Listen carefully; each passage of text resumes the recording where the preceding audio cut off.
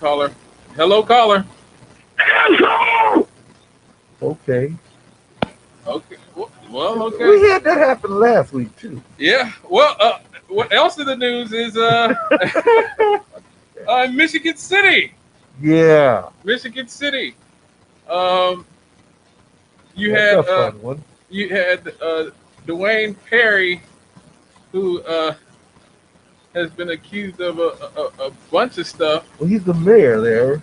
Right. So here's basically what happened. He's facing calls to resign after he allegedly made some racially charged in the voicemail to a local black pastor. The Mhm. remarks were made after Perry forgot to hang up his phone after finishing his original message. In that message, Perry allegedly was heard saying they want a bleeping audience. These black guys, they all want a bleeping audience.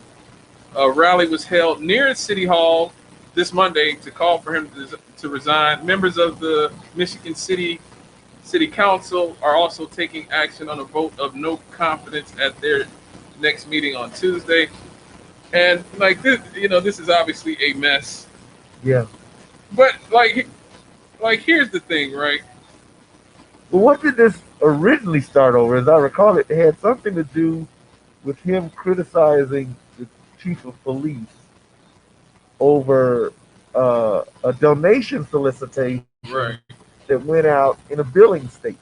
right. And so he publicly criticized the chief of police, who happens to be black.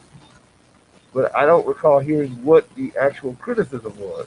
Right. Um, then you have the phone call, or the I guess the attempted phone call from the from the pastor to the mayor's office. The mayor calling him back, leaving the voice message, and then making that statement. Right. Um, I guess the main problem is him saying these black Yeah. preachers always want an audience. Right. I guess it's kind of why would he say that? Well, why would they want an audience? I mean, I'm just trying to figure out like what. Like, here's the thing, right? He wants to be able to use the black community on his terms. And that's really what his issue is. Because he's saying these black guys always want an audience. Well, doesn't everybody want their voice to be heard? Doesn't everybody want their concerns to be addressed? What is wrong with one of your concerns to be addressed? Well, it doesn't sound like that's what he's saying though. When he says they want an audience, getting your concerns addressed. I want my concerns addressed, but I'm Right. not really all that interested in getting invited to the mayor's office for a Facebook session. Then you're not going to get your concerns addressed. No, hey, look, it's just like, I always talk about the trees in the alley next to my house, right? Right. I didn't need the mayor to come by and take pictures with me. I just needed some guys in a truck to come and cut them trees down out the alley. Well, the other day, some guys from NIPSCO came and started cutting the trees down in the alley. My issue was addressed. I did not want an audience. I did not need an audience. I needed the trees cut down. Let me get these callers because the phones are ringing off the hook. All right. Hello, caller. Yes, sir. I'm a real call. Okay. Uh, mentioned Russ Limbaugh. I don't know if you remember Ram Muhammad used to be on LTA a few years ago. I do. I remember. He used to call Limbaugh almost every other day, man. He used to have a round. I called him a couple of times. He told me he would call him a lot. Man, they would have a round and a round and a round. But I thought about him, when you were talking about Russ Limbaugh. Right. Uh-huh. I mean, And yeah. Go ahead. Go ahead, caller. go ahead. The only thing I was going to say was one of the things that did kind of skew the show. Tomorrow for the basketball game. Uh-huh. So I don't see what the atmosphere is when I get there. I mean, bugs are going there together. Oh, to the semis? Yeah, the regionals, the regional basketball game, the West Side. Does anybody know whether or not Ray Dix is getting an assignment for the playoffs? I don't know. I saw one local guy who had the section on that West Side last week. I can't think of his name. One of the local black guys. Uh-huh. I don't know. I got Dixon's number. I'm not calling to see if he got an assignment. You know, for years it was based on seniority, and I don't know what it's based on now. But so, Yeah, majority. uh, All right. So thank you for your call. We got another caller. We got to get these other calls. Hello, caller. Well, good evening. Good evening. Hey, So, what's on your mind? well, a few things. First of all, I think whether you want to quibble over whether it's the audience or regress your question, it's kind of splitting hairs. No, no, no, no, no. It's, in fact, I'll tell you why it's not splitting hairs. Okay. Okay, now, getting an audience, that's a feel good thing. You get to say you sat in the office and you talked to so and so and so and so, but nothing gets done. But you got an audience. On the other hand, something gets done. I might never see the guy ever. We might never even exchange words between each other. But the issue that I want fixed gets done. Well, all There are right. people who they live If, to get audiences. They live to be able to if say, I, I talked to you know, so and so, and I hobnobbed with so and so, and I rubbed shoulders with so and so. And then there are other people you never hear about them, you don't know their name, you've never seen their faces, but they work in a community and stuff gets done. Right. right, they say those that know don't stay, and those that stay don't know. But how do you know if you don't stay? It's kind of chicken tail thing here, okay? Right. It's really kind of like look at if I'm a lobbyist and I get an audience, I guarantee you my vote's going to count. The Right. man's going to do what I'm asking him to do because I got an audience with him. Right. We got another call. Thank you. All right, folks. We are back here on WLTH 1370 AM. I am Scott Cannon. Over there is Reverend Well, Delwyn. Campbell. Yes, yes. And we got a phone call. Thank you, caller, for being so patient. Hello, caller. Hey, good evening again, Scott and Rev. How you doing? We're We're all good. good. And yourself? Well, I'm wonderful over here. Just enjoying the evening. All right. Hey, I was good. You were talking about police brutality, or the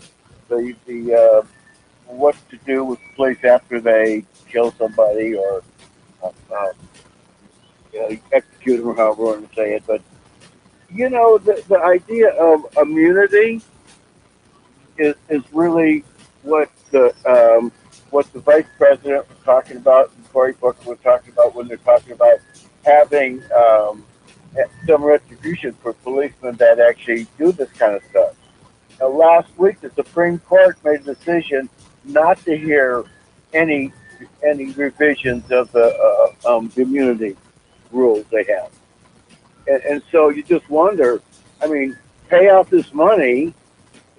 I think you kind of alluded to that. You're paying off the taxpayers wind up paying off this money, and the policing issue really doesn't change. I mean, they change tax for a minute, but they still have immunity. Right. And so long as they have immunity, actually they have limited immunity, you can't really hold the police accountable. Right. And so Right. when you talk about it, you don't get any traction in the conversation. It's like people don't even understand that you've given them immunity from prosecution when they murder somebody. Just- the problem has to be so egregious that it's almost unheard of to even really prosecute a lot of these guys. And with the shooting where the young man had a pocket knife walking away from the policeman, I want to shot Laquan him 15, McDonald.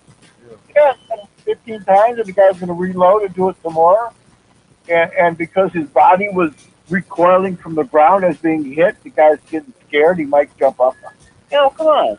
And then you got a whole crowd of policemen standing there watching it. And then you got the prosecutor gonna just wash it all away if they can. And so if you don't really talk about the real issue is this guy that thought execution was okay had immunity, Right. and that's not what we're talking about. We're not talking about the policeman having immunity. We're saying, well, we had to pay the taxpayer. We're going to have to pay now. Well, That's see, all. I mean, this is another issue that is a product of the filibuster. And our current president, Joseph Robinette Biden, has said that he said through his spokeswoman, Jen Psaki, that they respect the filibuster. They're not going to try to change too much. And look, Joe Biden told everybody when he ran for president that nothing would fundamentally change. He said nothing would fundamentally change. He told everybody that. He said that in a room full of banksters, nothing will fundamentally change. They don't want to get rid of the filibuster. The George Floyd Justice and Policing Act is going to fail. Simple as that. It's going to fail because they won't get 60 votes in Congress, and then the Democrats can do what they always do, like they did on Obama, and be like, "Well, these Republicans, well, what can we do?" And they'll make Joe Manchin or Kristen Sinema the bad guy, the bad gal. They are though, but they are. Yeah, but that's They're the guys that got. They're the ones that piking the dam. no. Look, if Joe Biden really wanted these laws to pass, again, if the Democratic Party in general wanted these laws to pass, they would fight to get rid of the filibuster. They don't want to do that. They don't. I think that. How can they be so frightened? How can they be so? They're so not frightened. afraid? They're not frightened. They don't want to change. Joe Biden told you nothing will fundamentally change. The system works for them as it is. Yes. Well, yeah, It works great for them as it is. Nothing will fundamentally change. So one issue at a time. I'm thinking about the police brutality, and if the Supreme Court, they're the people that put that policy there in the first place. Right. And Well, so we. Well, they about like kicking immunity? it. Let me just say this: they like kicking it to the Supreme Court too. That's another reason why nothing's going to fundamentally change. Because Congress doesn't want to do its job. Yep. Senate does not want to do its job. They just want to say, Shameful. "Hey, the Supreme Court, hey, kick it to the Supreme Court. Let them figure it out." Let them legislate from the bench. Right. You know, how is it right? How is it that somehow, again, if you teach our children something, and you want your children to be honest, and you say, well, it's okay to be honest as long as you're not. It's not about money, Right. right? As Right. long as it's about money, hey, dishonesty is really okay. Just don't get caught. Right. Well, thank you for your call. We got to get to these other calls real quick. Thank you for your call. Hello, caller. Thank you for being online, for being so patient. Yes, good evening, good evening. Yes. Yes, in listening about the mayor in Michigan City that got caught, Yes. in my it is. view, yes, in my way of thinking, and because he has been called by God, and due to the fact that I just never went to church, but I just listen to all of the pastors and preachers. But this is what I think about that. He was right to expose this person.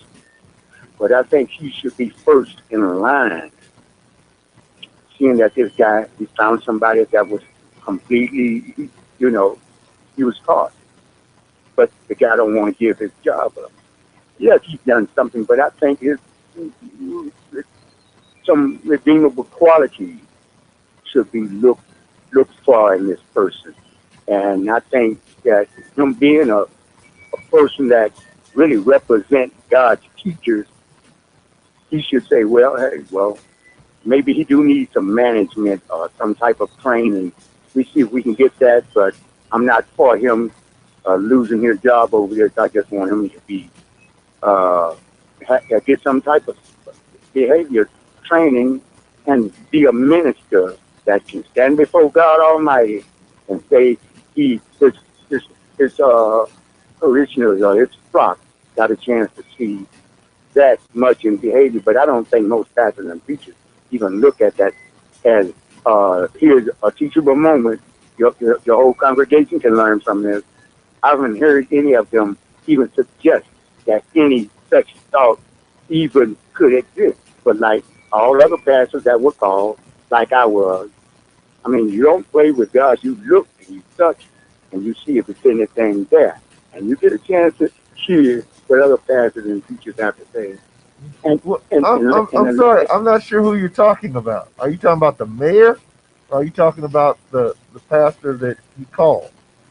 The pastor that busts the mayor should also see if he can get the mayor help as far as managing his controlling his emotions, or what have you. And I think that the pastor should spearhead Well, you know what? a show of forgiveness and encourage the people not to take this man, so that they'll have a good show of how what Christ-like people are Yeah.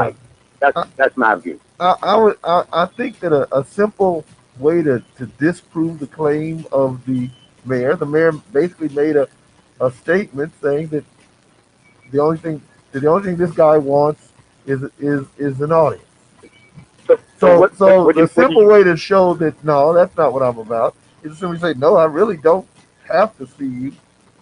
I just think that what you did to your chief of police was over the top, and you should and apologize to your chief of police.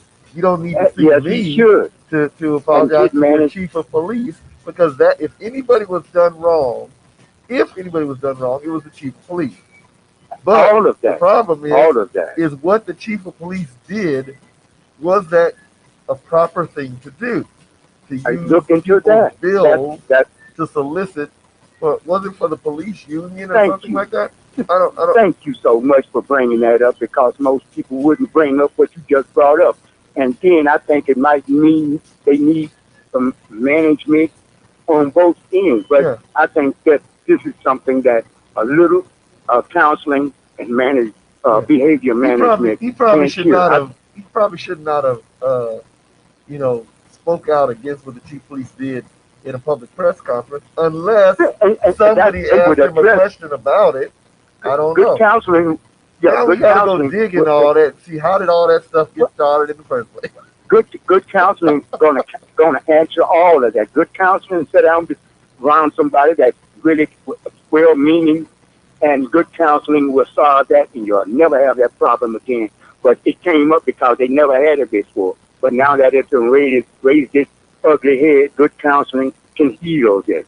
Well, Well, Yes, a thanks lot for of the call, things that thank brother. you was. for your call, Doc. Thank you. Because we this kind of factors into our next story in Maryville. Yeah. Yeah, Maryville's city councilman has stepped down as vice president of the council after photos surfaced of him wearing blackface at a Halloween party. Now, um, Maryville Councilman Jeffrey Minchuk, I think that's his name, who is Yeah. also a Lake County Sheriff's Department police officer, Right. apologized for these photos on Tuesday night, saying that there are no excuses for his presence in the photos. Now, the photos had him in blackface. Yeah. He was he was in blackface and wearing an afro Uh-huh. in a shirt that said "Kill Whitey." Okay. So at the time, if I'm not mistaken, his excuse at the time was that he was making fun of, he was parodying Chappelle Show or something. Okay. Now, the Chappelle Show had the black white supremacist, but that's not what he was doing. The black white supremacist was a guy who didn't know he was black, ably played by Dave Chappelle. Uh-huh. He didn't know he was black because he was blind, and nobody had the guts to tell him that he was black. So he became like the head of the KKK without knowing he was black, and only a few people knew he was black, including like his best friend and his wife. Right.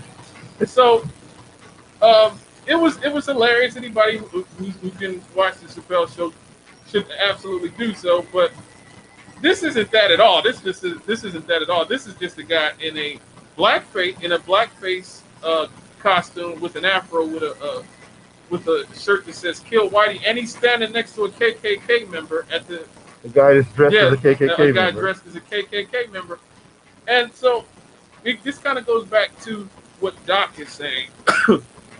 What is the line between somebody being able to get help and be forgiven, and when should we say no? You got to go. Like, what is that line? Yeah. And in fact, when I first saw about this thing, my question was, okay, it's happened in 2003. Is there a statute of limitations for this sort of for being stupid? That's a good question too. Is there a statute of limitations for stupidity? I know there isn't one for murder, Right. but for other things there are. Well, what about this? On the one hand, look, when the pictures came out, he didn't try to explain it away. He said, you know what, I was wrong. It was bad. I got no excuse. I'm sorry. All right, so where do we go from here? Um, he's a sheriff. The sheriff said, you know what, it's bad. But on the other hand, it happened before I became sheriff, so there's nothing I can do about it. Um, so what do you do? Right. They want him to step down. Well, for something that happened It's, over yeah, over 10 years ago. It's almost 20 years ago. yeah, 18 years ago at Yeah. this point. So you know, step down. I don't know. Yeah, we have a caller. Let's see what he has or she has to say. Hello, caller. Yeah, I'm back. Hey, well, you know these guys in the Ku Klux outfit was a black officer Hmm? named Hardeman. What'd you say? Oh, the Black one in the Ku Klux Klan outfit outfit was. was a black county officer. Yes, Oh sir. wow. So they were doing like opposite day. Yeah, I'm trying to figure out Okay. what's going on here. Okay. Yep. So his name was Hardeman, So that that and that puts an uh, interesting spin on it. Yeah, it does. now the second picture where it's showing him being arrested in the blackface was an over police officer. So Okay. it's all mixed up there together, and the over police officer is showing him with the night stick, trying to arrest him, and the guy with the Klan outfit on was the black guy, who was also an officer. Gotcha. Gotcha. Right. So again, thank you for your call, sir. So that goes back again. Like, at what point is somebody should somebody be disciplined and apologize? And at what point do we say you are beyond redemption? Because the guy being black in the camp and the Klan outfit kind of adds a wrinkle to this story Oh, because story now. yeah, because again, I mean, I grew up in the 80s and 90s and the 2000s, and our culture has drastically changed. Okay, even that Dave Chappelle skit probably would get Dave Chappelle and everybody involved in it canceled today. Uh, I grew up watching Saturday Night Live. Okay, and people like Daryl Hammond and Jimmy Fallon used to do Jesse Jackson impressions. Okay, and they put on the makeup a little bit. Jimmy Kimmel on the Man Show used to dress up as Carl Malone. Now this is all stuff I grew up watching, and lots of people knew about it. Obviously, Jesse Jackson knew that Daryl Hammond, who is white, on Saturday Night Live was the guy who was charged with making fun of him and doing kind of the parody of him. But nobody got upset. Nobody protested Saturday Night Live. Nobody got canceled. None of this happened until fairly recently. Social media, I think, has given people a certain God complex. I was thinking about this the other day. People have a God complex. People, especially in the middle of a pandemic, a lot of us are sitting at home, nothing to do, nowhere to go. People can't go out. They're sitting at home and they feel disempowered in this world that we live in. And so they're looking for anything to exert some power over somebody. Interesting. And in a lot of instances, I think cancel culture, when we start going back 18, 19, 20, 25 years, I just saw somebody on Twitter. There was a big trend on Twitter the other day where people were outraged because the music producer Timberland, said that he was in love with Aaliyah, and they never did anything. They were just good friends. But he met her when she was 16, and he said he married his wife because she reminded him of Aaliyah. Now, people are like, "Oh my God!" Now Aaliyah's been dead since 2001. Right. She's been dead exactly 20 years. Okay, Timberland is 20 years past this. He is married, I believe, still to this woman that he was married to, and people are going, "Oh my God, he was 27 at the time, and Aaliyah was 16." He never had a relationship with Aaliyah. He just said that he liked her energy and had a crush on her or something 20 years ago. Right. And now people want to cancel him for something he said 20 years ago in an interview. And this is what I'm saying. Now, I'm not saying that this councilman should be forgiven and all should be. I'm just asking, like, when we start going back 18, 19, 20 years and starting to cancel people for things that maybe weren't seen as the worst things in the world 20, 25 years ago, what are we really accomplishing? Yeah. What are we accomplishing here? I mean, unless you got some other stuff, and that was just the tail of the dog. Right. You know, you got this whole other bunch of stuff that lines right up with him being this person that used his power wrongfully, that oppressed people under the color of law and so forth. But if you don't have that, and based on the way this story has been tracking, it seems like you really don't have anything other than that. Exactly. I mean, like I said, it doesn't seem like he really is all that. It seems like you're average, ordinary. It was politically incorrect. Put it like this: definitely politically incorrect, definitely racially insensitive. But I'm torn on whether the guy has to lose his job 18 years later for a joke. Like I said, in the fact that black officers were a part of the joke. Yeah. And in some, in some friendship circles, that's how they joke. They tell racial jokes. White people tell jokes to their black friends. Black people tell white jokes. Same thing with men and women. Just because we live in this sort of hypersensitive world where everybody's looking for somebody to cancel immediately and say you have to go and you have to lose everything you've worked your entire life for, doesn't necessarily mean that that is going to help us as a society. If you're truly concerned with racism, folks, there is a prison industrial complex. A prison industrial complex. Black men are the most incarcerated people on planet Earth by a large margin. There are more black men in prison than there are women incarcerated on the whole planet. Like there's only 25, 30 million of us in this country. I mean, yeah, only 25 million of us in this country. There's 4 billion women, and yet there's more of us incarcerated than there are of the 4 billion women on the planet. We have things like redlining. We have things like racist zoning laws that keep black people redlined into ghettos and projects. There are more for the same service. Right. I did not even know this until about a couple of weeks ago when my brother told me this. Did you know that depending on where you live, it will affect the cost of your utility? No, I did not know that. They have codes connected to different neighborhoods and areas, and my brother pays less for his water than I do because of where he lives. Wow. Now see, these are the things that should be getting people canceled. You know, cancel culture, we've turned into this sort of hyper vigilant. Oh, I'm sorry. No, not his water. I'm sorry. His gas and electricity. He pays less for his gas and electricity that's even worse. than I do, just because of where he lives. Wow. That's even worse because those light bills get expensive, especially. And the same thing happens with car insurance, and they always have an explanation for it.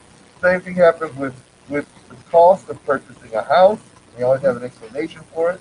And so then when we talk to people about these things pertaining to the cost of racism for blacks, and then they want to be naive to the whole thing because they say, well, gosh, we're not chasing you down in the streets and throwing ropes over trees and stringing you up.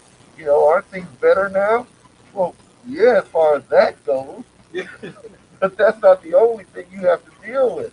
You can kill somebody with 1,000 cuts just as easily as you can with one big swipe. Right. Right. And that's a very apt description of racism, death by 1,000 cuts. And this is what I'm saying. That type of stuff is the stuff that affects black people. Okay. Yeah. But again, the kind of hive, I worried that this sort of social media cancel culture hive is going to anesthetize people to racism to the point where in about 5 years or whatever, people would just stop caring altogether. Yeah. People would just say, you guys were going on and on about Halloween costumes and about somebody who was at a costume party. You wasted.